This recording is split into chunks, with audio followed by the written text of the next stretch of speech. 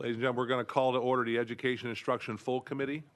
Hopefully, Chairman Moody will be here shortly, but I'm going to sub for her so we can get this committee going. Members, and able to have a quorum, the members that are here right now cannot leave. We need night, so nobody can leave right now. So you can pretty much do whatever you want right now. Representative Dixie? So we're in a pretty powerful You situation sure are. with the members that have bills up, right? Like if you want to elect a new chairman, I mean, just kidding, just kidding. Madam Clerk, will you take the roll? Or no? Representatives Chisholm, Cochran, Darby, Dixie, Glenn, Hakeem, Hicks, Johnson, Leatherwood, McCalman, Moody, Reagan, Raper, Todd, Warner, White, Chairman Sapicki. Mr. Chairman, you have a quorum.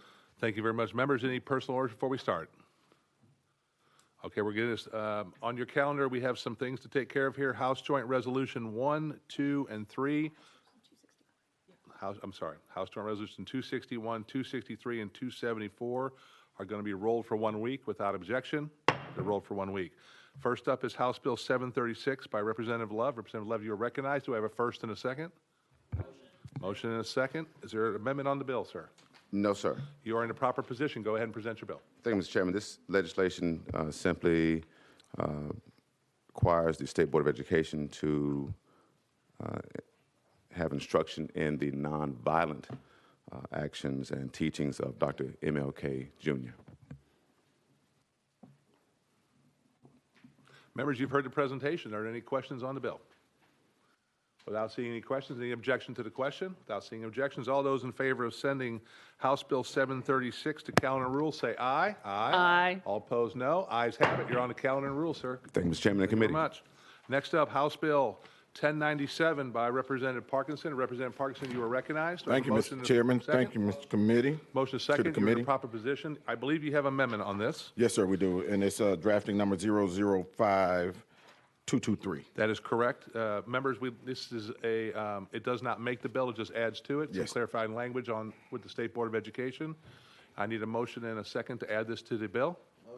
Motion and a second. Without objection, we'll add Amendment 005223 to the bill. Without objection, it's on the bill. You're in the proper position. Go ahead and present your bill. Thank you, Mr. Chair, and thank you, committee. What this bill does, it gives the districts the ability to create schools for independent study. And independent study is for those students that are working, those students that are with child, or those students that may be in the entertainment business that have to be away for a long time. So the hours are shaped around the students' availability.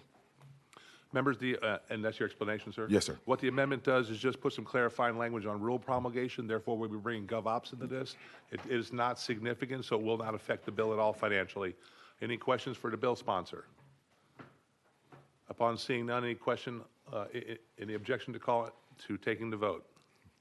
Without seeing none. All those in favor of sending House Bill 1097 to government operations, say aye. Aye. Opposed, no. Ayes have it. You're on the GovOps. We'll see you there. Thank you, Mr. Chair, and thank you, committee. Sir. Next up, House Bill 782 by Chairman White. Chairman White, you are recognized. Motion and a second. Chairman White, you're in the proper, you have an amendment on this bill. Is that correct, sir? Yes, sir, I do. The amendment we're working off of is 5325. 5325. Do I have a motion on that? Motion. And a second? Without objection, let's add that to the bill. Without objection, you're on the bill. You're in the proper position. Mr. Chairman, go ahead. Thank you, Mr. Chairman. I appreciate it in committee. This is the bill I received from our Department of Treasury, the Treasurer's Department. Reason the bill, reason we have an amendment is because it's about financial literacy, which I agree with. We need to be teaching financial literacy in our K through 12. The original bill asked that we mandated that they teach financial literacy. I asked if we not this year mandate anything because there's a lot going on in education, and when you put one more thing that you mandate, sometimes anyway, just not ready this year. So they were very agreeable. We amended it to the language. The current language says, subject to the applicable federal and state laws, rules, and regulations, and upon the request of the commission, each public elementary and middle school or each LEA on behalf of the school should provide information to the commission or Department of Education about the financial literacy education provided to public and elementary and middle schools. Mainly just a survey we take, see exactly where we are. We all know financial literacy is important to our young people, and this is a survey form, and maybe in the future we'll come back with maybe some stronger language, but right now this is the posture in which it is. With that, Mr. Chairman, I renew my motion. Members, you've heard an explanation on the bill. Are there any questions for Chairman White? Representative Dixie, you're recognized. Just one quick question, just for clarification. You said that you received some issues regarding some pushback regarding mandating it, or you just, if you can just Chairman explain White. that a little bit. Yeah, and that mainly was at my request. Over the years, one of the things that I would go around to all the districts and talk to the superintendents, when we continue to say shall and not urge, a lot of times, urging, something may or may not happen. But when we put shall on there, a lot of times they say, we only got so many hours in a school day, and if you mandate one more thing, we must do. Even though this was really only 5 days a year. But they were very understanding, and I just felt it wasn't the time to mandate that our schools take on one more thing, even as important as it is. By the way, we also have a shall that you teach cursive writing in 3rd grade. And that's not really happening. And I talked to 3rd grade teachers, and they are challenged a lot. Hopefully all of our schools can get back to that. But when they are faced with a lot of things, maybe mandating is not the proper time. Thank you. Members, any other questions for Chairman White? Question's been called. Any objection to the question being called? Not seeing any. All those in favor of sending House Bill 782 as amended to calendar and rules, say aye. Aye. Opposed, no. Aye. Mr. Chairman, you're on the calendar and rules, sir. Thank you very much. Okay. Members, that concludes our calendar. However, we do have another presentation today. We'd like for you. It's very going to be enthralling, I hear. I'm relying on Mr. Bowman to make sure this happens, or else it could be consequences to him. No, but we have a presentation today on disciplinary challenges in our schools. We have a panel of Mike Shepard, Kyle Mallory, and Stacia Anglin. If you'll come up to the 3 seats, press the bill, introduce yourselves, and without objection, we will go out of session. And if you'll press the little button, looks like somebody talking. When your red light comes on, your microphone's on, and introduce yourself to the state of Tennessee, and you just go ahead and we'll have a conversation here. Go ahead.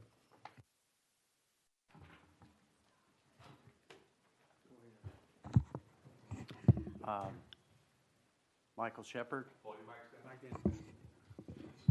And scoot up. Okay, I'm there. General Counsel for Professional Educators, Michael Shepard. Glad to be here. Do you want it? Kyle Mallory. I'm assistant principal, Sturt County High School. I'm Stacia Anglin. I am, at this point, a school counselor at Centerville Elementary in Hickman County. I have been a classroom teacher and administrator, and I have gone back to counseling this year.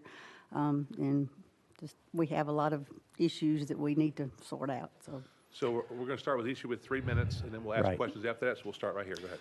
All right, thank you, Chairman and the committee. I appreciate being here today and being able to talk about what our day-to-day experience is with discipline and the impact on our teachers and somewhat of a first-line perspective as to what's going on. I have, as General Counsel for Professional Educators of Tennessee, I do receive a lot of calls and involved in a lot of the concerns that teachers have when they are attacked or when they are assaulted. And we know that there are laws out there that are not being complied with. First of all, this is not about retooling the entire system, but there are some things we would like to suggest, and that is,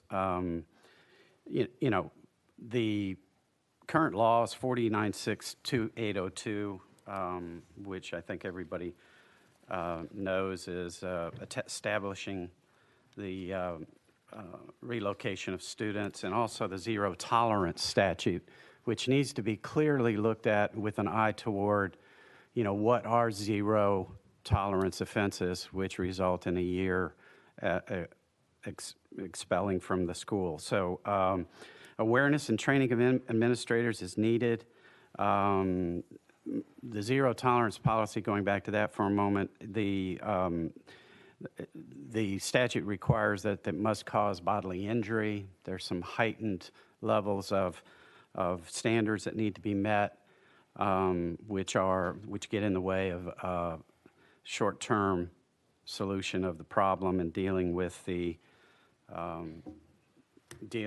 offense. I see that HBO 453 provides a civil cause of action for an intentional assault, which I think will help, and I think that goes in the right direction. And I think that's Chair Lady Moody's.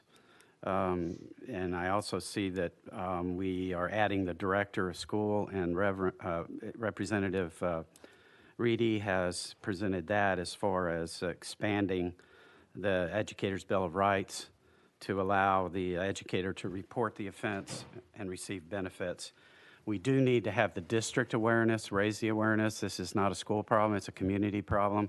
We also want to ask that you consider what this is, and I'm sure you have, this is not news, this is a community problem. This is not a school problem, it's a district problem, school problem. It has to involve law enforcement, and in my opinion, as what I've seen, is we have to have a better relationship with the juvenile justice system. Thank you. First, I want to thank each and every one of you for listening today. Several of you know me, and I know I've been around for a long time. I've already made eye contact. Thank you again. And when this is over, please ask me the tough questions. I don't mind it. I get it every day. Second, I'm from Stewart County, and we are lucky to have one of the finest SRO teams in the state of Tennessee. I'm very fortunate for that, and that is a huge asset for me as an assistant principal. Unfortunately, one of the reasons that Stewart County has one of the best SRO systems is it did happen to us, the unthinkable, about 15 years ago. And we had basically a bus driver shot, and it's rocked the community even today. Thought I would be the first to list some duties of the SRO. JC asked me to talk about the SROs and their importance. Versus, I've heard that the SSO is something you're considering as an option. And basically, my thought is that the SRO, with their legal abilities, and replacing them with SSOs would be a mistake. Some thoughts of it's that, is that an SSO may or may not have the ability to have a firearm on campus. Not only in regular school day, but at athletic events and other extracurricular activities. Bottom line, a deterrent is important today. Welfare checks. We have a lot of different social needs more than we used to in the past. And for truancy, dependent neglect, and other risks, the SRO can go out and do those checks for our kids. And we have used our SROs for that and found some extremely difficult situations to take care of some kids, and that's been able to be done because of that. Transportation to an ER for suicidal ideations, inpatient placements, things like that. An SRO can do that, and ours have done that in those situations. Being able to charge or not to charge is a very important part of the disciplinary system in Tennessee. SSOs don't have that ability. Just being on site and being able to give answers to law enforcement questions, just being there, making those relationships with kids, that's important. Working accidents. If a crime is committed off campus but is affecting the school environment, that SRO can be involved with that and can intervene and help the child and help whatever. Being involved again. The handle with care responsibilities. I don't know how much you're familiar with that process, but the handle with care, again, very important. And I'll give you an example. Something really bad happens to that child's home that evening. They can let us know, hey, we need to be aware of this. We may not need to push that child today. And more be a handle with care than handle. And just the safety, the traffic issues. That's the SRO can also do that. SROs need to be, my opinion, we need to make sure that SROs are mandated in at least every public high school and middle school in the state of Tennessee. And no unfunded mandates. Unruly laws also need to include child safety as a mandate, or not include the child safety as that mandate. One of the laws that's really hurting us is they put one word in there in the law, in the unruly law, they put the word safety. So if it's not a safety issue, we can't charge with unruly and then go about getting help for that kid. Ties our hands. and the SRO's hands and my hands. And one other thing that would be, I got to mention is that DCS needs the resources to do their job, especially with the juvenile justice side. And I'll also mention there needs to be some house cleaning in that department. Needed it for years. And I don't know if that's not the legislative, that's an executive service, but we need some executive service house cleaning. Maybe you can help push that. And thank you for your time.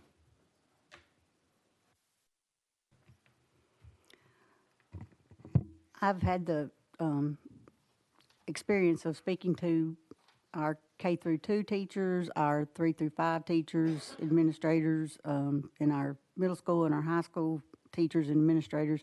And while a lot of the situations are the same, a lot of them are different.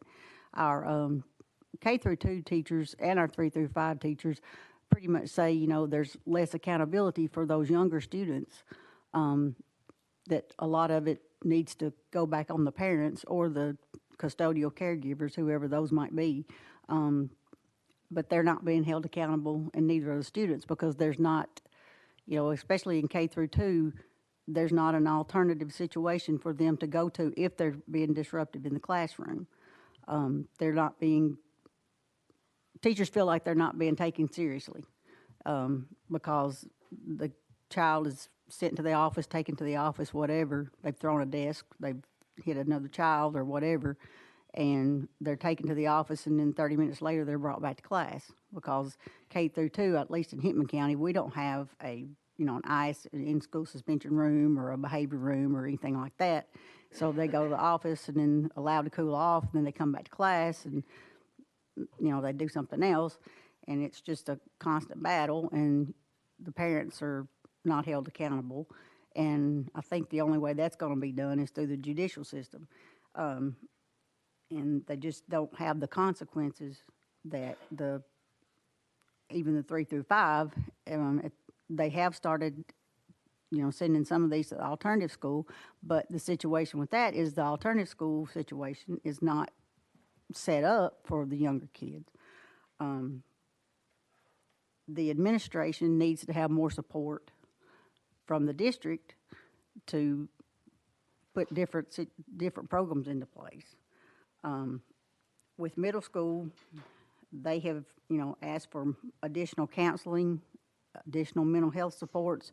We do have a grant from Project Aware, but we only have 3 counselors for 8 schools, which is tough because we have those counselors, and every school except one has an actual school counselor. The way the alternative school is set up, most of the time that work is done on computer, so with one teacher, and a lot of the teachers don't have training in higher level math or things like that, so that causes a problem. We do need social workers. We need help from juvenile court. There's a question on a lot of the in-school suspension or out-of-school suspension for special needs students. You know, that's limited to 10 days, but there are some situations where it needs to be more than that. There's just a lot of things, a lot of variables. You know, what might apply to one child may not apply to the other ones. So we have a lot of problems. One of our big things, too, it's school buses, the behavior on buses. I've been the guinea pig for our school system. I've started riding a bus in the afternoons.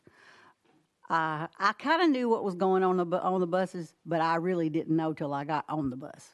I rode a bus for 12 years, but it wasn't like that when I rode a bus. Our little kids are under the seats, over the seats, behind the seats, and it's just, you know, the bus driver's got to drive. You know, they can't discipline those kids. And that's one thing that I've been doing, but I have noticed one bus I rode, the younger kids were the ones that had the problem, and the bigger kids were okay. This bus that I'm riding right now, it's not as crowded, but the bigger kids are just as much of a problem as the younger kids. So I finally, not that I'm the disciplinarian by any means, but by me being on there and talking to those kids and telling them what is expected, it has helped. It's not great, but it's much better.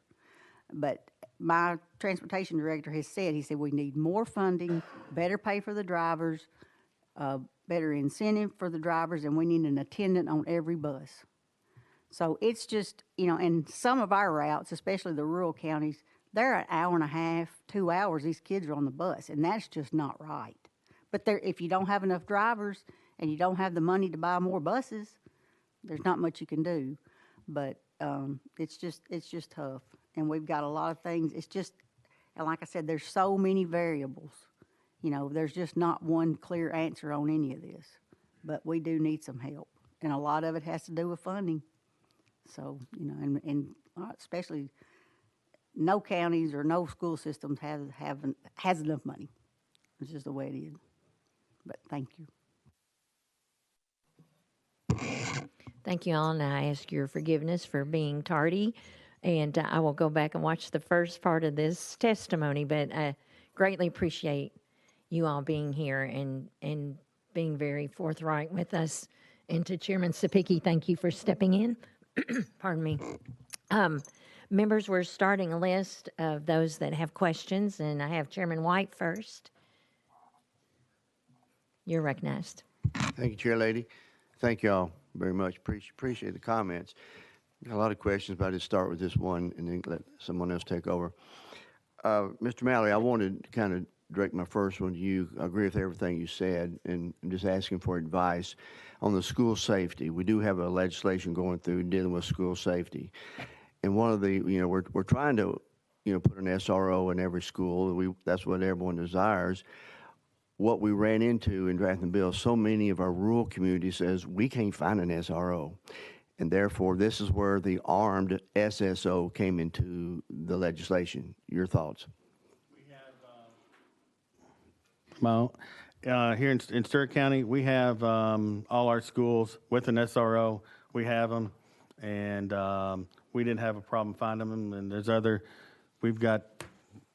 we were able to do it. And so my suggestion is those, maybe somebody's not looking hard enough. Yes, Chairman, you're recognized. Okay. So you're saying that they're out there in all of our communities? Absolutely. Okay. Well, this legislation will ding the school 2% if we continue to have violations such as the exterior doors. And one of the things is you either have to get an SRO, hire an SRO. Of course, it's currently got the armed SSO. Well, and my thought process is that we've got them. I know other rural counties have them. And far as if you're going to, I hope you do mandate it, because that's what we needed, but we don't need unfunded mandates. And that would be my thought. And those who don't know me, I used to teach government, and I've been around politics for a while. Mm-hmm. Very helpful. Thank you.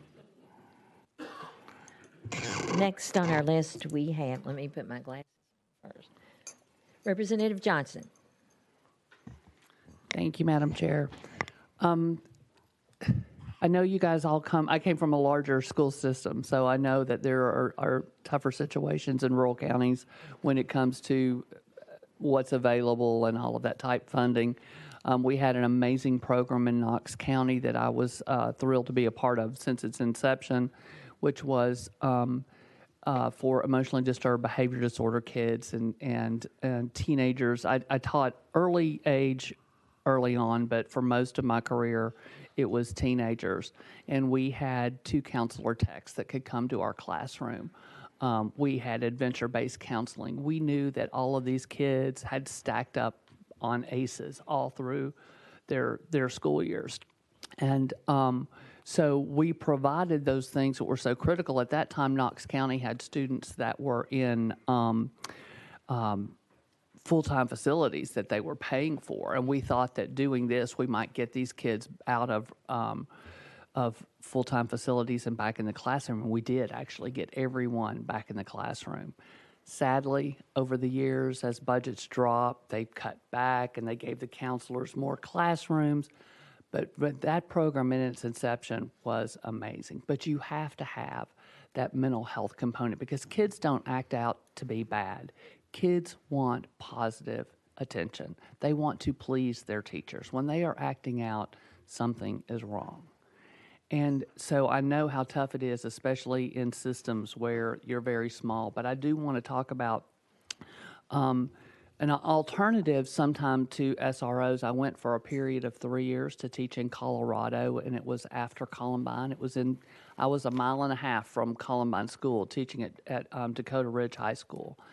And they did a system where they had, because it was such a big school, they had 3 at this high school. They had 3 around 30-year-old folks who had training in criminal justice, or some were counselor techs, and they were in the school full time. And they, during the breaks and things, they talk with the kids. When the kids were in class, they're going around checking all the doors, making sure security is tight, all of those things. And the police officer traveled to the high school, the middle school, and the few elementary schools around. He was always within 5 minutes of our school.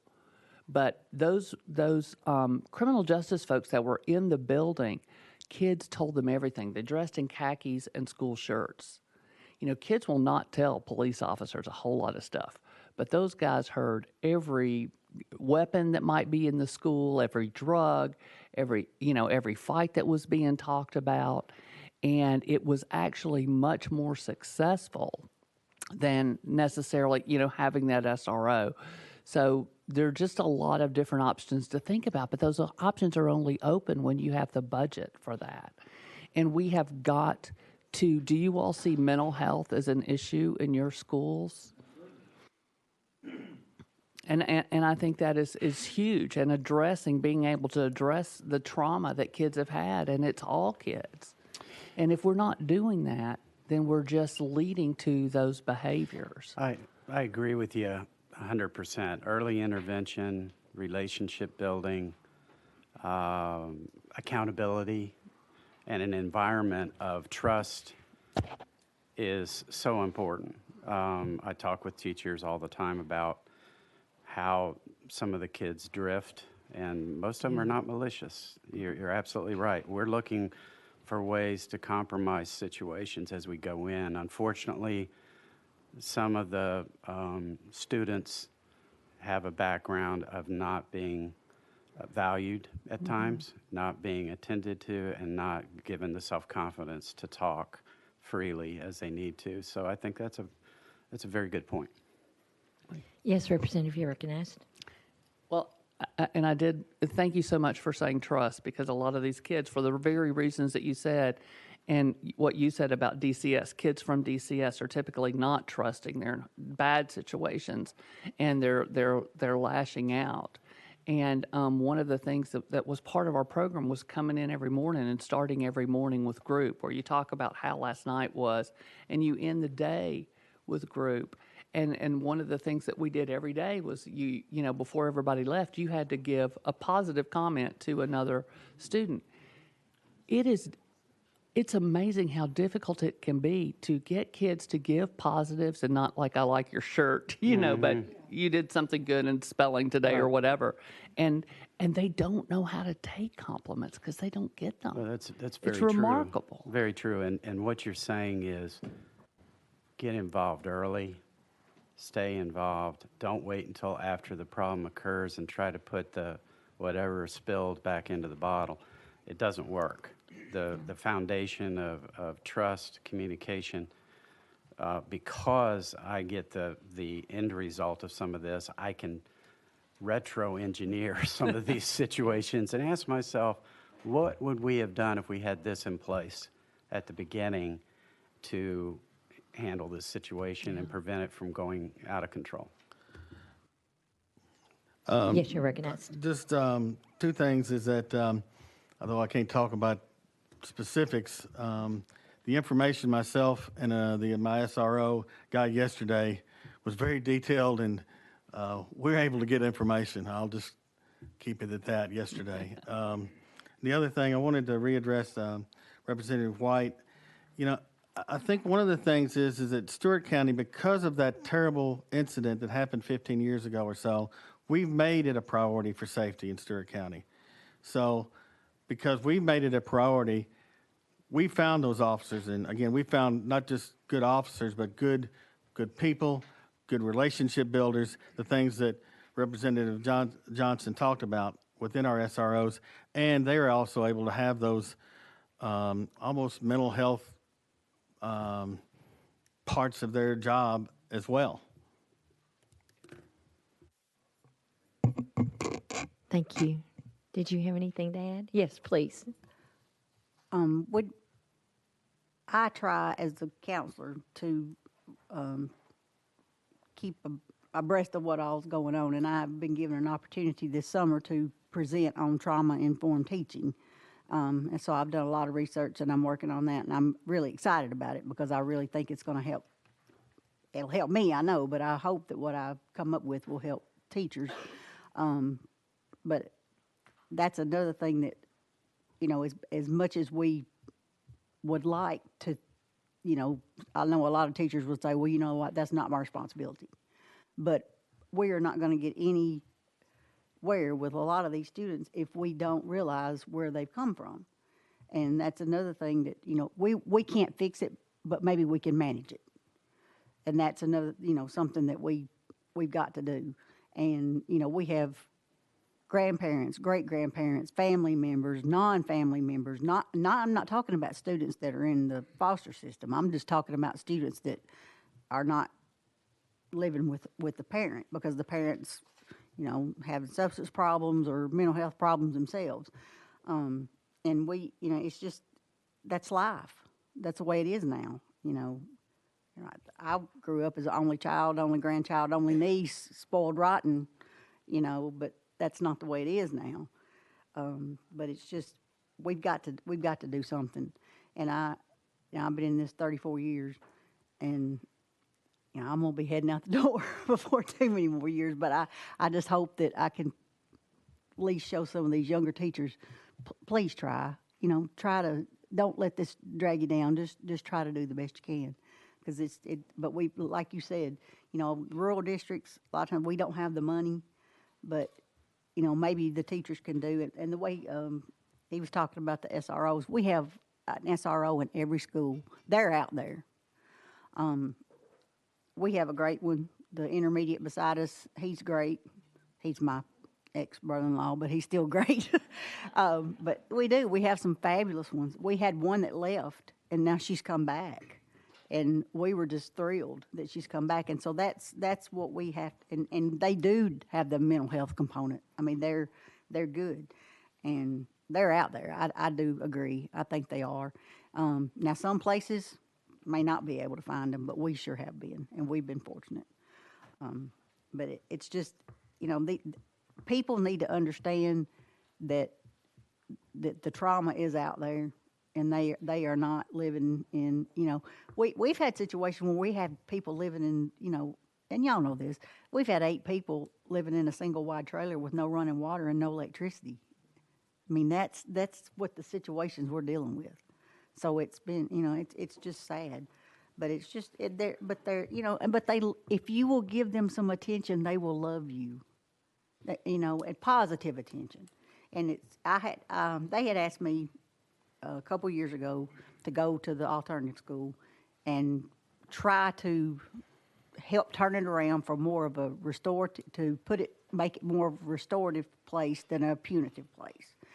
Got a lot of pushback. And I was very frustrated, not very unhappy.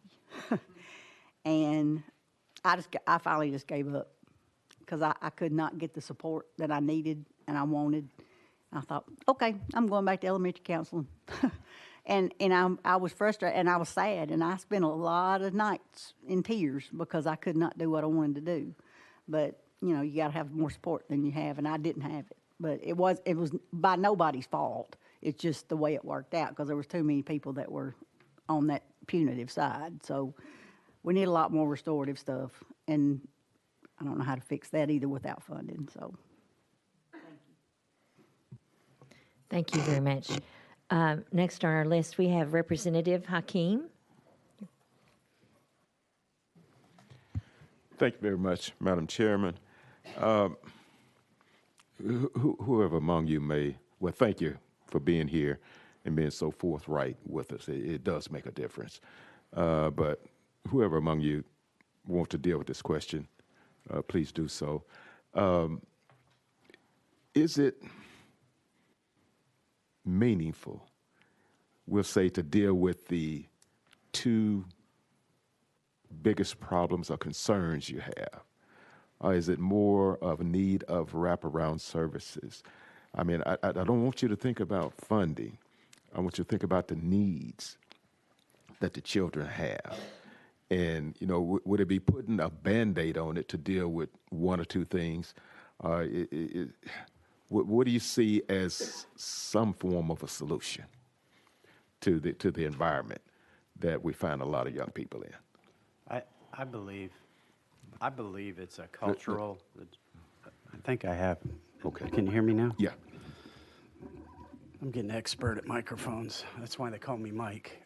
Anyway, that was a very good question, and it's the one we ask ourselves every day. And we find in our discussions, because we spend a lot of time at Professional Educators of Tennessee asking that very question, because the after the fact handling without the culture changes and sense of accountability and compliance. There has to be compliance with certain laws, but that's not the beginning. That's more the execution of some of the policies. The real change is the consistency, accountability, communication, relationships are very, very important. Knowing what's going on early on is very important. And I see this every day is, you know, the child goes home, talks to the parent gets involved, there's issues, and instead of creating that positive environment and free interaction that you really want to be able to compromise, teaching compromise and accountability and behavior is essential. And also the relationship with our juvenile justice system, which doesn't have to be harsh. It can be supportive. There are places where the juvenile system works with the schools in a very positive way. They have a lot of case officers that can be involved. So we're reacting, I think, and I think your question is well put. I think it's a full package deal. Is it not? It's not one thing that's going to fix everything. It's that you've got to have you need that full-time SRO who brings a full package of a lot of things with them versus the SSO, especially with charges and things like that, that relationship with the juvenile court to help kids. Again, we've got DCS got to fix their mess with the lack of facilities. I mean, in the legislature, I'm going to throw some things on y'all respectfully, is that y'all shut down some facilities, some good facilities not too many years ago. I think that was a bad call. And you know, and we have increased the mental health, and y'all have positive here is that the mental health, y'all have added money to mental health, and that was needed. It helps the social worker and being able to access those mental health cooperatives, your center stones, your other youth villages in some areas to access that mental health. So it's not just one thing, it's the whole package. And without the full package, we're going to continue to struggle. Not that we don't have our issues now, is that removal or not mandating SROs and having all these things.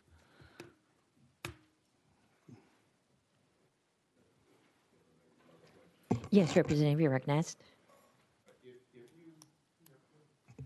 If you had the ability, and I've heard on more than one occasion about DCS, what would we need to make it function in a way where that accountability and that trust is there? That's another good question, because we interact with DCS all the time.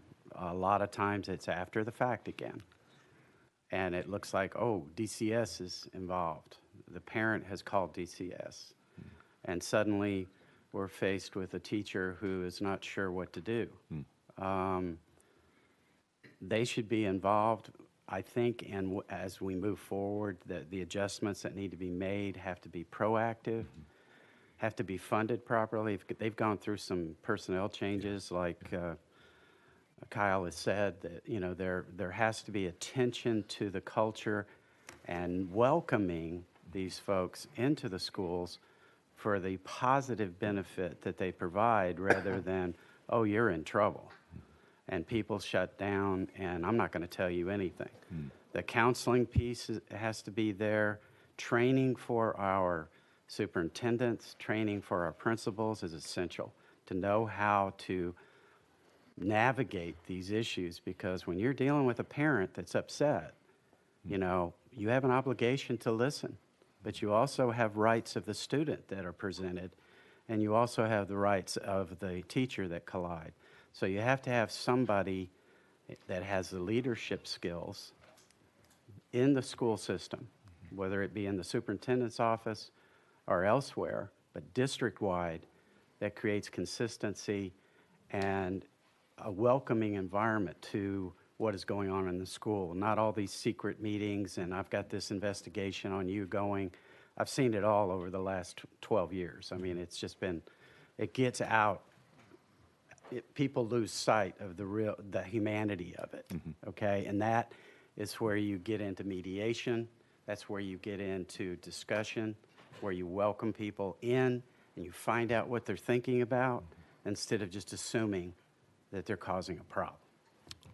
Interesting that none of the three of us did not collaborate on our opening statements, and I thought that one of the things that you brought out, that is, we've all mentioned the juvenile justice system. So you asked one thing that the legislature could do: legislative commissioner confirmation. Hold them accountable. Okay. All right.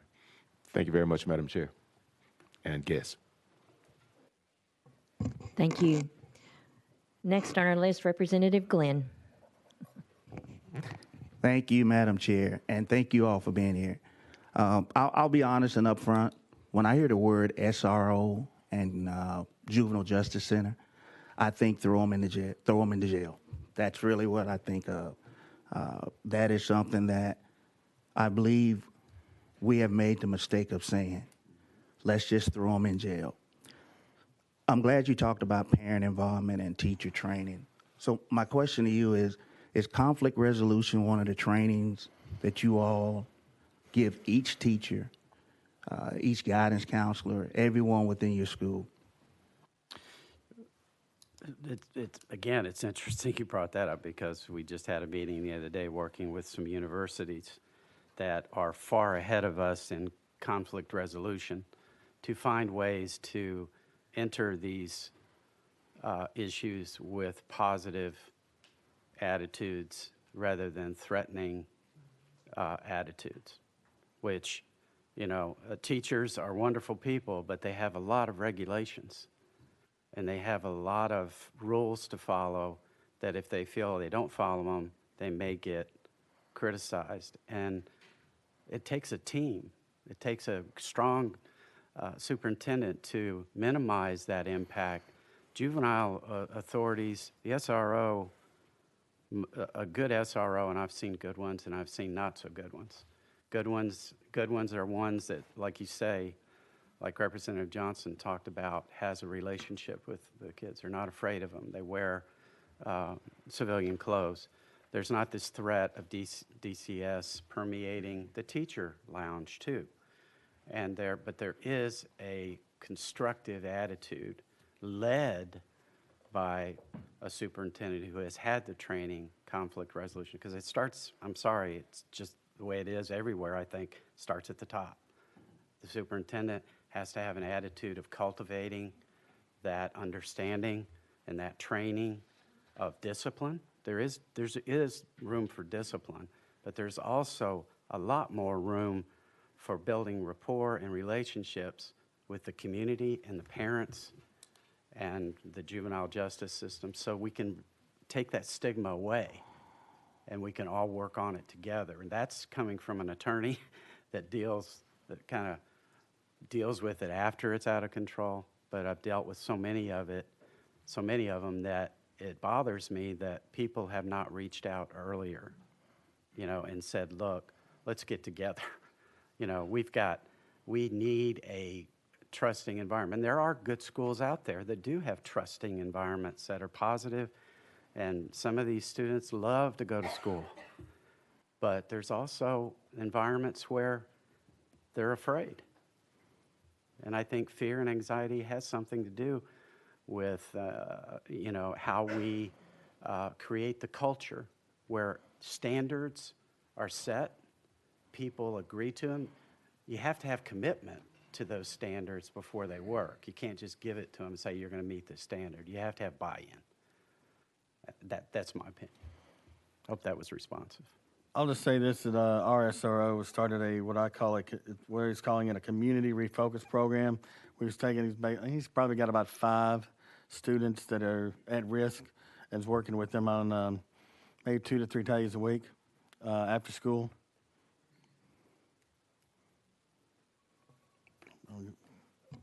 Thank you. Did you have a comment you wanted to make? Thank you. I did. I think you mentioned conflict resolution. All things in education that I've seen, and I think most people will agree, it all comes in cycles. It's just like anything instructional, anything. But back in the 90s, especially in the mid-90s, conflict resolution was the big thing. And we had tons of trainings on that. But that kind of went by the wayside, and it went into something else. And what we're getting now is the trauma-informed stuff. And the conflict resolution has kind of gone by the wayside as far as what I'm seeing. I don't know if anybody else agrees with that, but there's not as much of that as there used to be. And in fact, I made the comment yesterday to another teacher friend of mine, and I said, they don't know how to solve problems. And I'll just give you an example. Like, I've spent a lot of time in the last few weeks, keep your hands to yourself. And that's little kids. And I mean, I know that maybe not in, intermediate, middle, and high school, but just the self-control issue, with just things that, if they're not taught that at home, we need to do that, and keep them, and make them understand, that's not how you solve conflicts, is reaching over and slapping somebody, and that's where I think we need to get back to that conflict resolution, because they don't know. They've not been taught that. And it's a simple thing. And like, I spent a ton of time lately on tattling, and the difference in tattling and telling, and that sounds silly and simple, honestly, but it's really a big deal, because, they go to tattling on somebody over something simple, like so-and-so's not sitting with the right way on the carpet.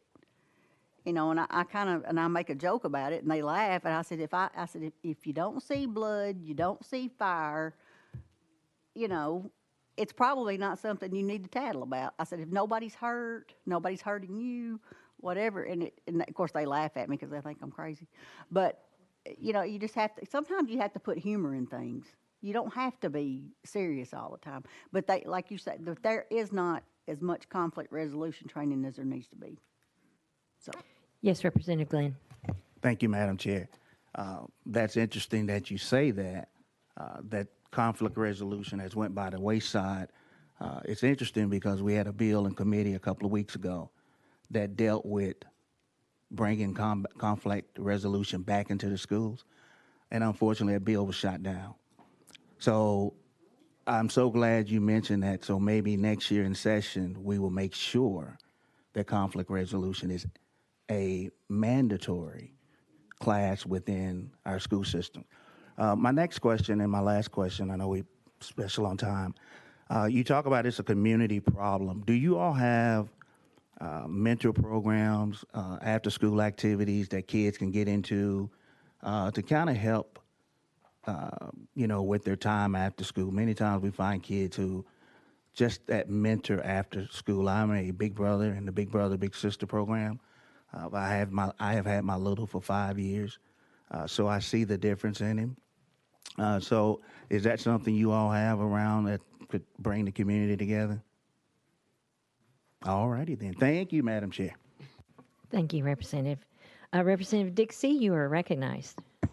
Thank you, Madam Chair. Thank you for being here. I think all of us, most people here on this have some kind of tie to education. My wife's an educator. She's a educator in a elementary school, so I really just sit on the committee. She does all the work, and I let her read all the bills. But I think there's a couple of professions in this world that you have to have a calling, and teaching is one of them. You can't be in it for a paycheck. And I know we sit here and we make a bunch of laws and we theorize on a lot of things, but when you're in there day to day and kids are having bad days and things are going off the rails, it's hard to keep your composure as a teacher and to go back to your training, rely on your training. But I have a couple of questions, and one is about the SROs. It's funny because we didn't collaborate on it, on our questions either. But the SROs, especially in elementary schools, concerned me. What training is provided for SROs? This summer I went to an SRO. Is your thing? This summer I did go and attend the SRO training with our team, and all the training. One of the things they focused on was the vapes and drugs and where they're hiding, things like that. Is there training involving legal training? Absolutely. There was training on dealing with special situations, those weird situations that happen in the school system. So yes, I mean I went to the training. It's great stuff. Yes, Representative.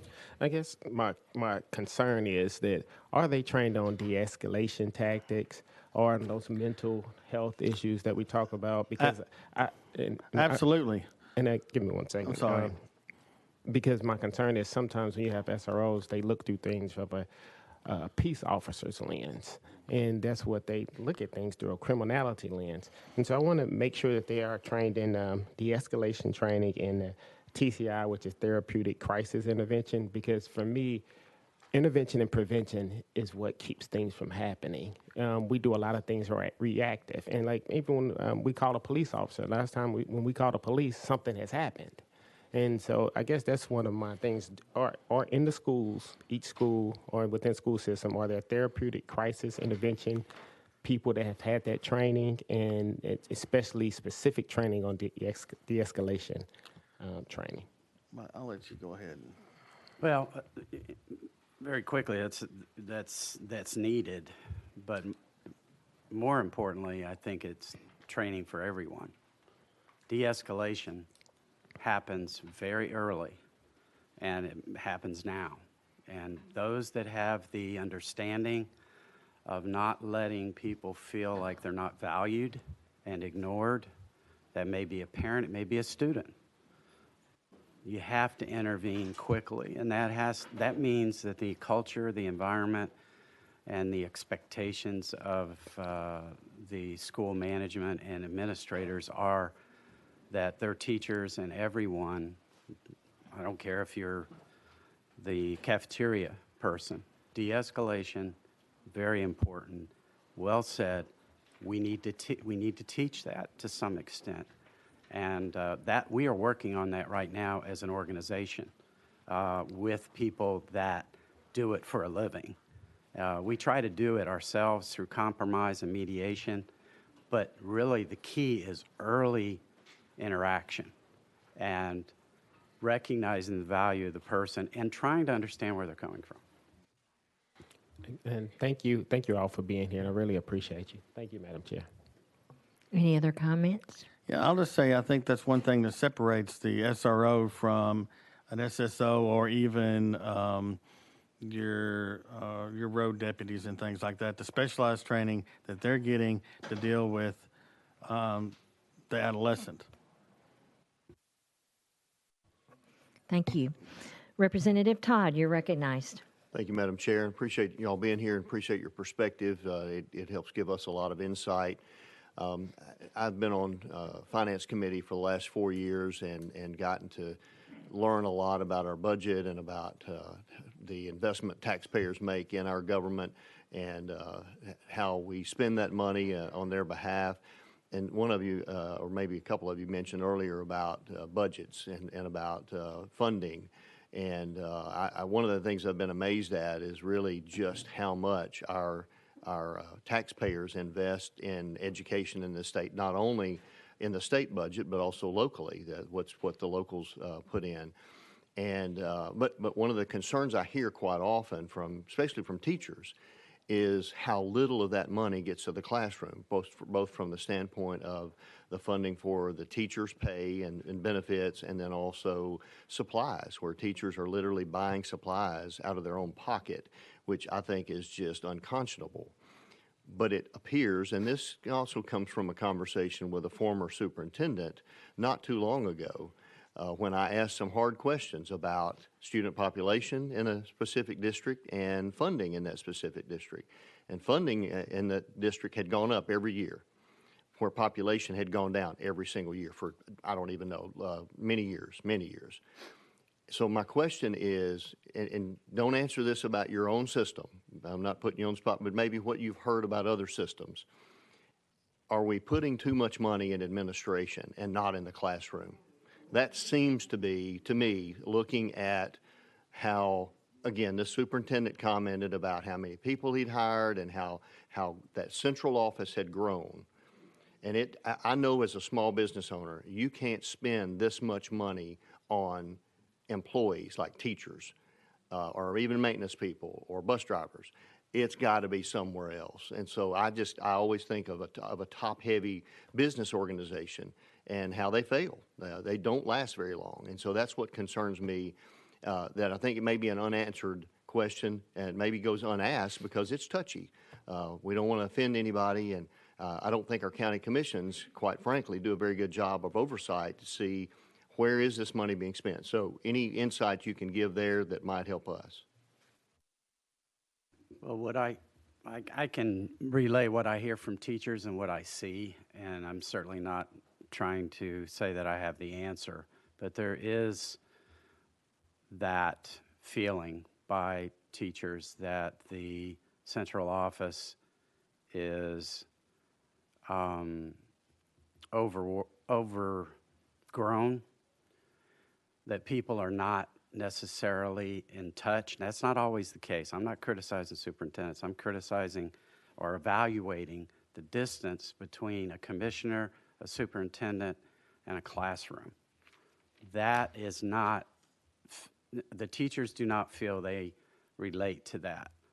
And that may run into a feeling that it may not just be that they're spending more money in the central office, it's the appearance of impropriety and lack of understanding that gets people to talk about that. And yes, audits can probably figure that out as far as the ratios, how much you're spending per student, and so on and so forth. But if you have a relationship of understanding and show that understanding between the commissioner, the superintendent, then you don't have all of these, well, I'm hiring this person to solve that problem. Let's dig deeper into the issue. And one of the things I like to say to this committee is we need to listen to teachers. They are not just minions that are out there that are doing, the instructions. They are many times very, very aware of what's going on. They're very talented, emotional, dedicated to students, and they need to be listened to. And positional power is not where the answer lies. It's in concurrent, flat structures where everybody's a team. And, if you could get all the superintendents together in one room, I'd love to give them that feedback and other folks. But as to the exact ratios and whether they're overspending, if they are, they're overspending because they don't necessarily understand or relate well to the issues. Good question. Let me give some thoughts. Is that my mom was a principal at one time. years ago. And we've had conversations, and the responsibilities of the principal or administration are a lot more responsibilities than she had, or even of 10 years ago. We've spent a lot of time talking about the mental health issues of our students. Well, those mental health issues weren't there 10 years ago. And so that would be, I spend more time with mental health issues than I do with discipline, far more. And so that would be, I mean, one of the things I'd point out. Another thought on time consumption is evaluations. That's another mandate from the legislature that you've added to administration. More checks and balances. I'm not sure that y'all, I guess the realization when you add a mandate, you add a paperwork, you add a mandate. That means you're adding paperwork to make sure we're doing the mandate. Every time there's a mandate, that means more paperwork for the administration, and really less time that we can help the teachers. Those are two thoughts right there. Any other comment? I get the pleasure of seeing their faces, so I can kind of tell. Well, I have many thoughts running through my head right now. One thing that a lot of us have said over the years is we wish that central office personnel and county commission members and school board members come in and do lunch duty, come in and sit in a classroom, come in and substitute, come in and see what goes on every day. You know, give us some give us some help. You know, I go in a lot of times during lunch duty if I have time to go, just because I know they need an extra hand. You know, I mean, I don't like it because the noise is unreal. But you know what? If I go and open one pack of ketchup for a little kid, you know, and even when I was in high school, I was a high school counselor for about 3 or 4 years, and it drove me crazy. But even though those kids, I'd go in and talk to them, and they'd show me what they had in their lunch, and just, you know, they're still kids, even if they're 16 years old. They're still kids, and they still like the attention, you know. But really, if we could have more people in the community, of course, you know, with the safety issues and that kind of stuff, you can't let just anybody walk in your building. But if you get the people and they got background checks and it's people you know and people you trust coming in your building helping with the kids, I mean, that's when you bring the community in, and that's what you need. You need people to come in and be involved. That's where I think that system's broken too, especially after the pandemic and after the issue in Texas. You know, I'm of the old school. I love to teach with my door open. I can't. You know, I can't teach with my classroom door open anymore. You know, I'm a loudmouth. You know, I want everybody to know what I'm doing. I don't care. Come in my room, sit in my room. I don't care.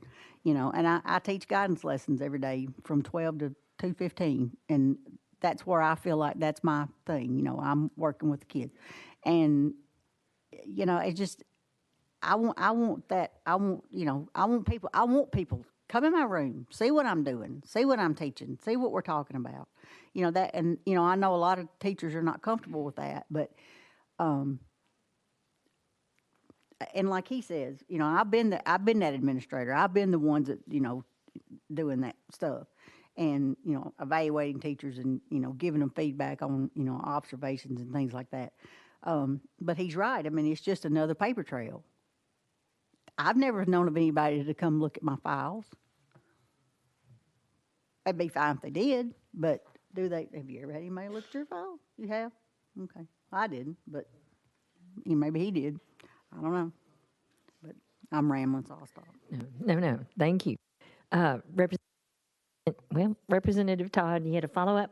Yes, just a quick statement. And Ms. Anglin sounds a lot like an aunt I have that taught at Fort Campbell for decades, and so she was of a similar mindset.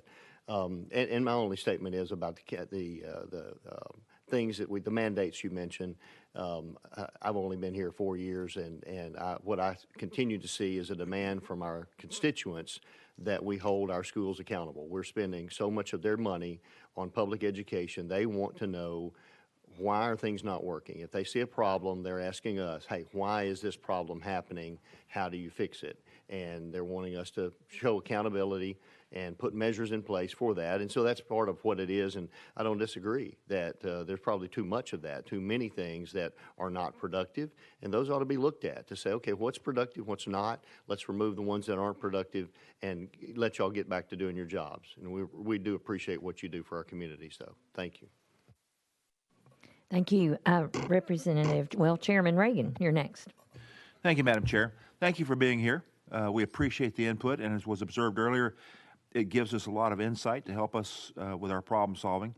But speaking of problem solving, leadership was mentioned a number of times. As some of my colleagues who were in the military will vouch, all good leaders are good managers, but not all good managers are good leaders. And so therefore, the question that I have for you is, what can we do? How can we change the system that we have now to increase the leadership abilities? Again, I'll go back to the military. Saying we had there was leaders are not born, they're made, meaning that anybody with the proper training and motivation can become a good leader. From that standpoint, what can we do to increase the leadership quotient, if you will, in our school system? I'm glad you asked that, because I have a very strong opinion. I'm an Army brat, by the way. I grew up all over the world in Army bases, so I understand what you're talking about. But I would like to say that it starts with managing upward, listening to your people. Because you're a superintendent does not give you the automatic understanding of what's going on. The humility, the leaders that I've followed show humility and concern for their first line, and that is our teachers. They have a wealth of information. I talk to them every day, and they are, I hate to say this, sometimes they're more qualified than the management. And I'm not picking on anybody or any district. I'm just saying, with the number of districts we have those examples. Leadership by example, by empathy, by understanding the needs of people that report to you, by supporting them, by having their back when things happen. That's where leadership begins.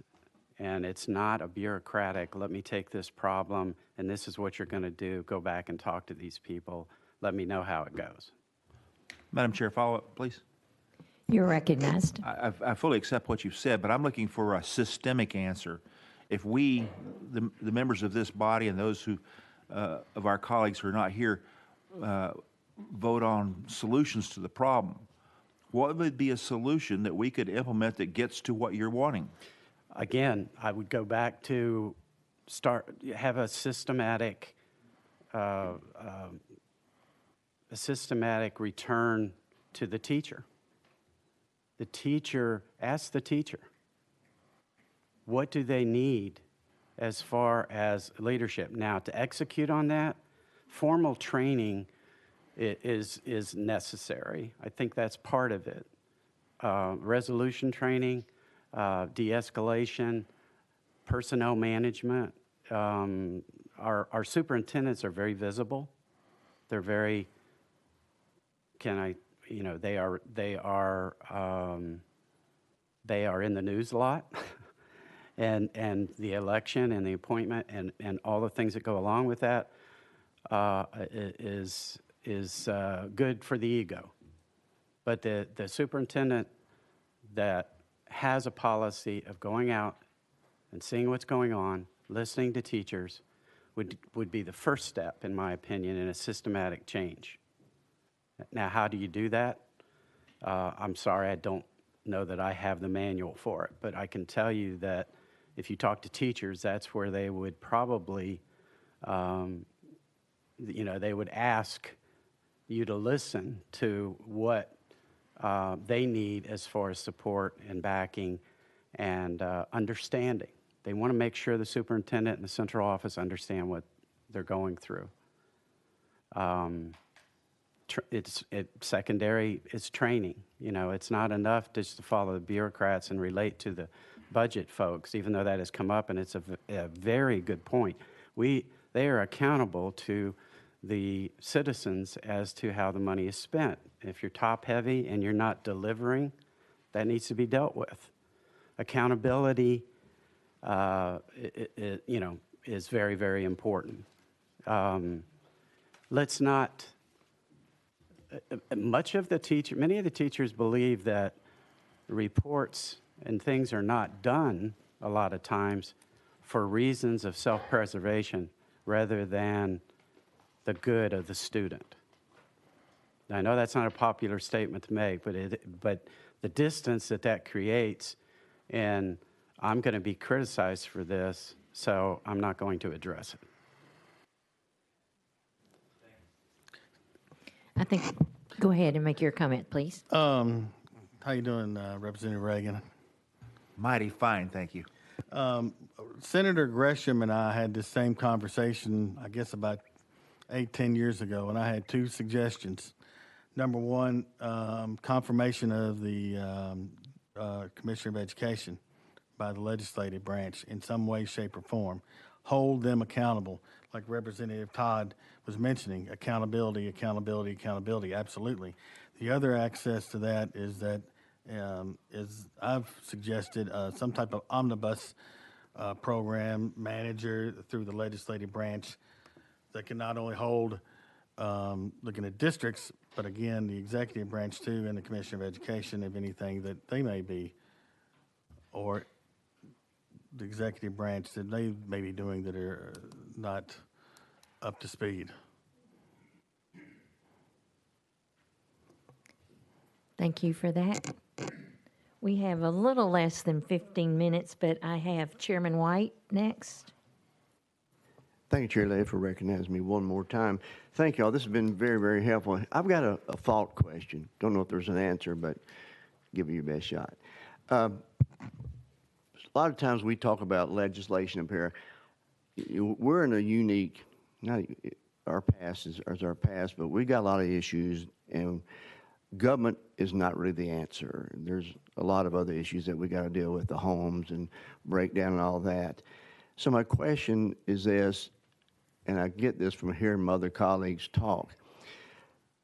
How much should we legislate, and how much should we leave to the locals on issues? And let me give you direct. It was just brought up about the legislation about conflict resolution. I'm a big believer in that. As a matter of fact, I went back and got my master's degree in conflict resolution just so I could deal with these people up here. It's been very helpful. And so I'm a big believer in that. But if I were a principal, which I used to be a long time ago, or a superintendent, I would implement that without waiting on the legislature to pass a law. So my question is, when do we get in the way, and when do we need more flexibility with parameters? Because we have 1,800 schools, 147 districts, 1 million students, 70 to 80,000 teachers, and anything we put on paper and pen with legalese language, we get a 180-degree spectrum of what we should do. And so sometimes I feel like maybe we need to just say, do the right thing. I know that's tough. So that's my thought question. Anybody want to give it a shot? I think that's very important because, again, we have laws that need to be followed.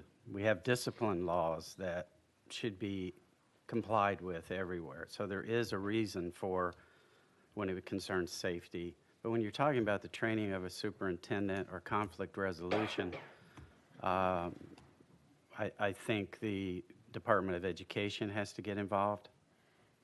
I don't think that means necessarily that you have a hierarchy, but the discussion and dialogue has to start somewhere.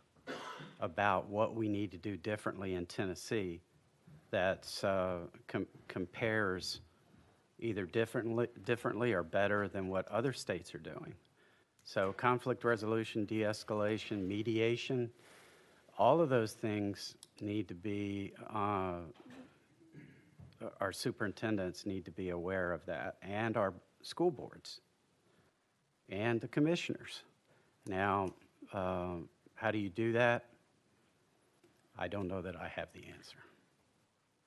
I have one thought, is that I'm very fortunate that I work for a good school system. Let me rephrase that, a great school system. And so my thought is that school system, there are good school systems out there. So they need to be more modeled. And then when you have those systems that are not as good, that have problems, that you have some type of, like I suggested, an omnibus system to go in and do what needs to be done.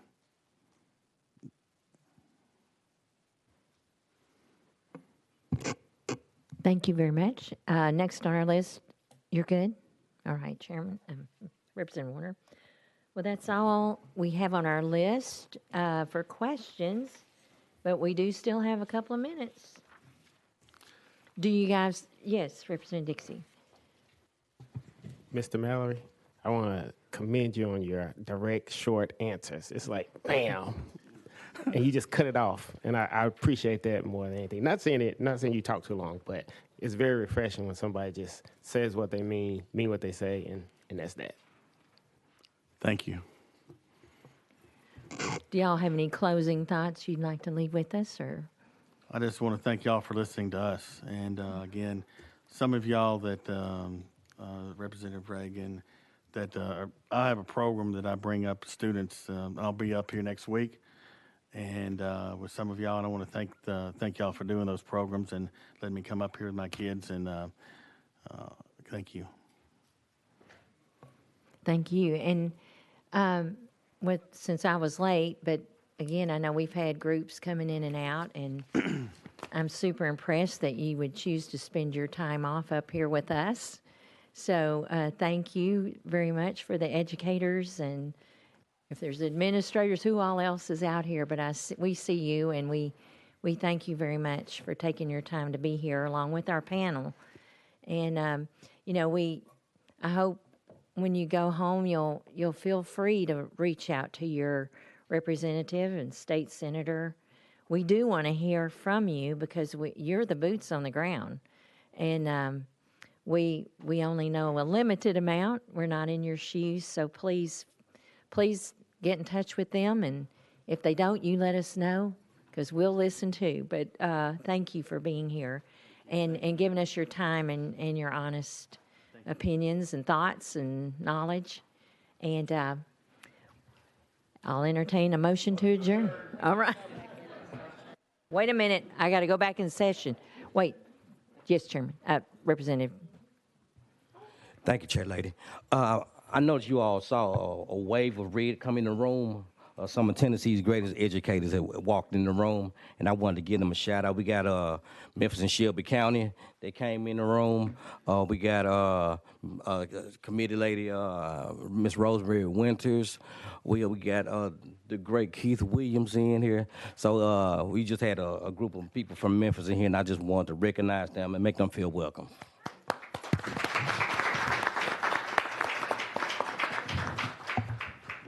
Wait, well, will you take it back? Representative Glenn raised his hand. Thank you, Madam Chair Lady. I want to recognize the Clarksville Montgomery County Education Association. They're in the house today. Thank you all for being here.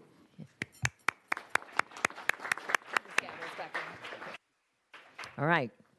We're back in session. We have a motion to adjourn. We are adjourned till next week. Thank you all again.